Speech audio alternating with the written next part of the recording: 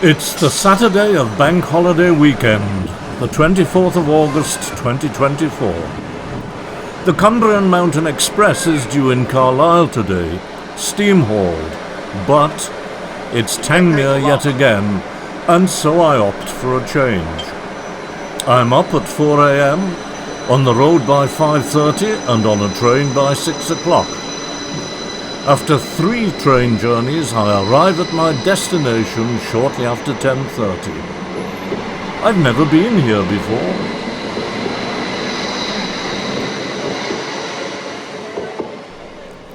I've come to look at a Victorian mill.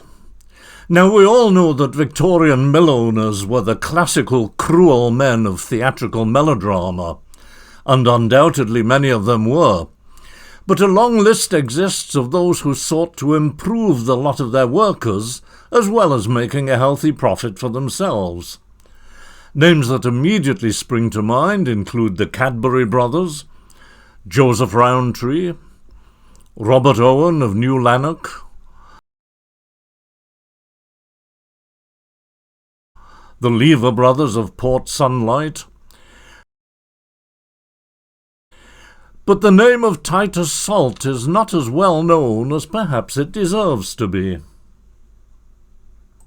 Titus Salt owned an alpaca woolen business in Bradford, the largest employer in the city, but was horrified by what he saw of the living and working conditions of so many of the city's mill workers. He planned to move to a cleaner, healthier location, and chose a spot beside the River Aire, the Leeds and Liverpool Canal, and the Midland Railway.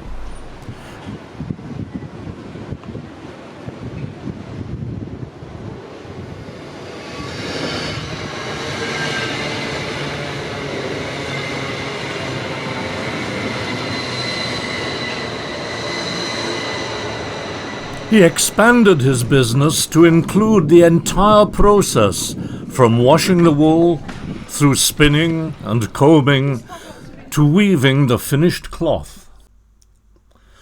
He set out to provide a model village, with housing which was quite exemplary for its time, bathhouses, an institute, hospital, almshouses, schools, and churches. The village, based on Salt's mill and sitting beside the River Aire, became known as Saltaire. Today the mill has been restored and is an intriguingly different, high-class shopping centre, visitor centre, art gallery and performance venue with a choice of restaurants and cafes. How many shopping centres do you know whose entrance looks like this?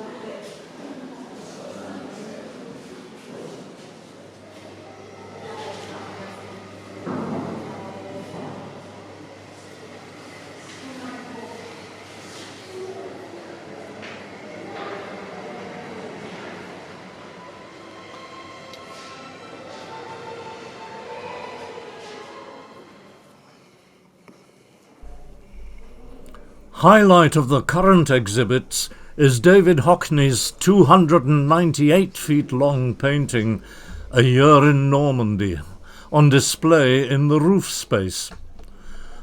The day would have been worthwhile for this alone.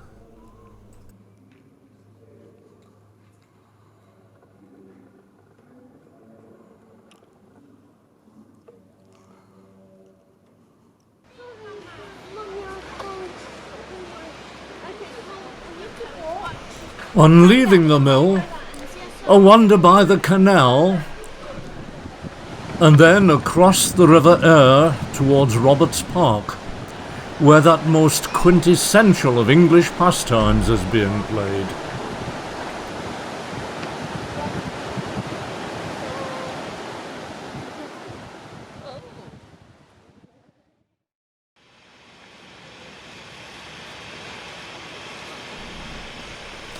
Beyond the park, I come across a railway of which I'd never heard, until stumbling across it on the Ordnance Survey map just 2 days ago. If we accept cliff lifts, Shipley Glen Cable Tramway is the oldest working cable tramway in Great Britain. Please. This I couldn't miss. Wait, is this a what? Oh, no.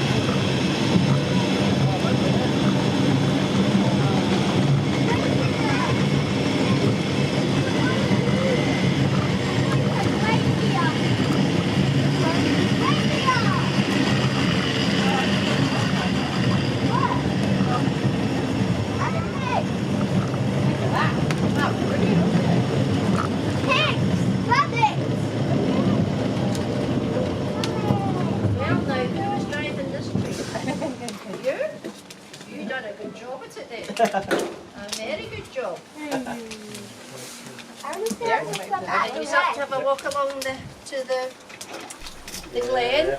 Well, that's my 4th train journey so far today, and certainly the most unusual. Approximately a quarter of a mile in length, it climbs about 115 feet.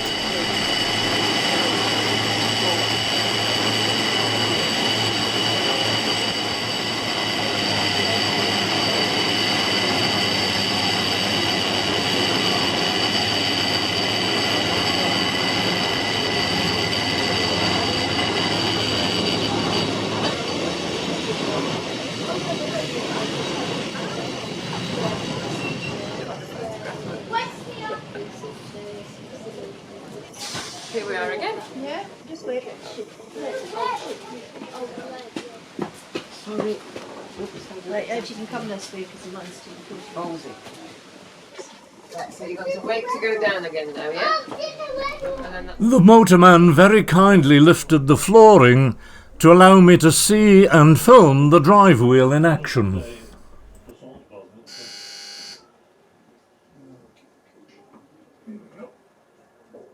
Ready to roll? And rolling. Right, everybody hold tight.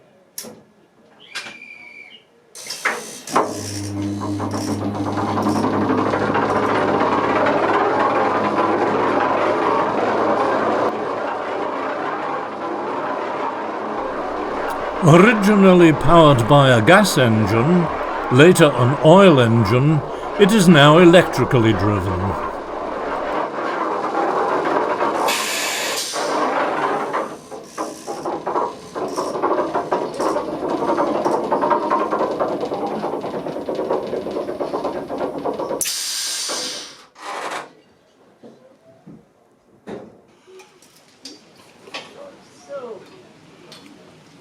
Everybody has to stay seated, no dancing. That goes for everybody. If the train stops, just wait for the train and we'll come and collect you. If you drop anything, we'll come and collect that as well. So, don't keep your hands and arms in and don't slouch past the barrier, please. It's been one year lad trying to take this barrier and this. Yeah. Enjoy your ride anyway.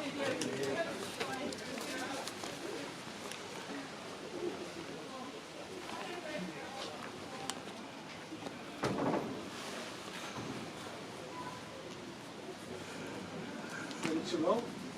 Right. And rolling. Can you just shut the platform gate, please? Thank you. Oh, you're talking to them? I said, look, now here, No, I'm no, picking it's up all the okay, gates. I'm ready to go. Right. Hold tight, everybody.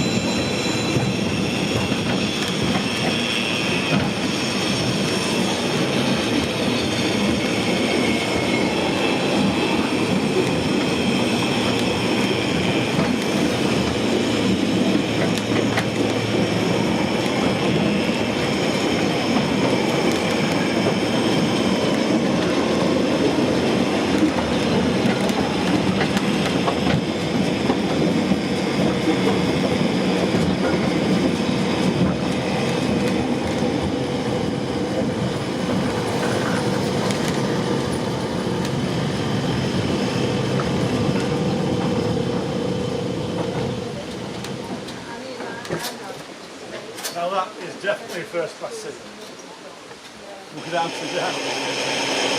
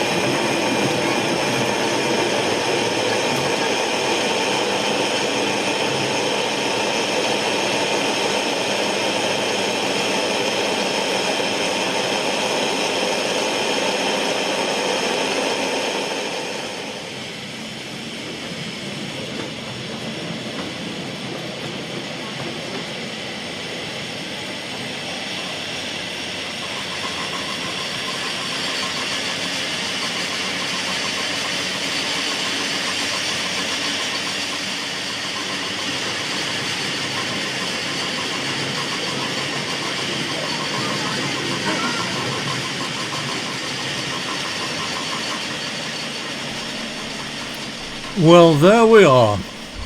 It's not the Flying Scotsman, it's not even Tangnir, but it's different and interesting, and run by volunteers.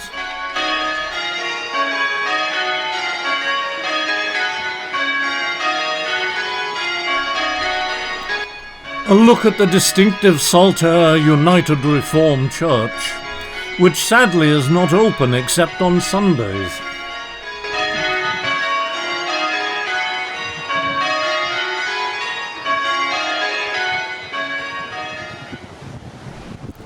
Followed by a meal and an excellent pint at the Boathouse Inn.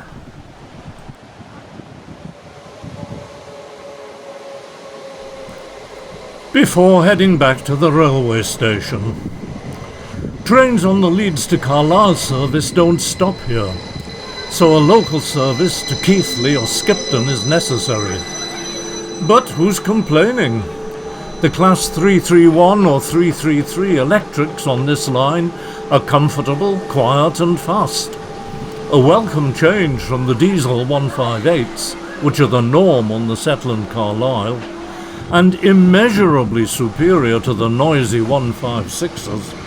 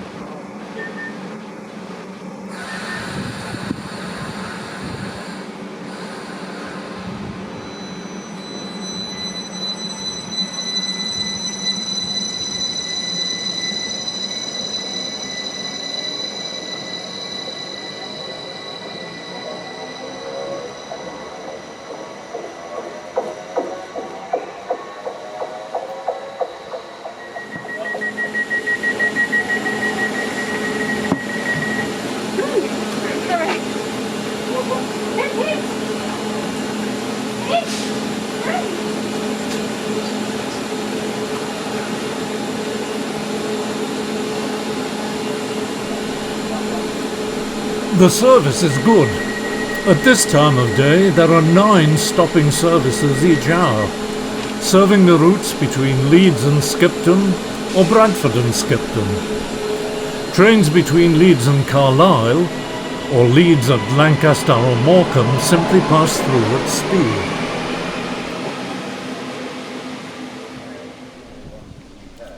Facilities are basic and compare poorly with the station which Titus Salt would have known. But that's the world we live in.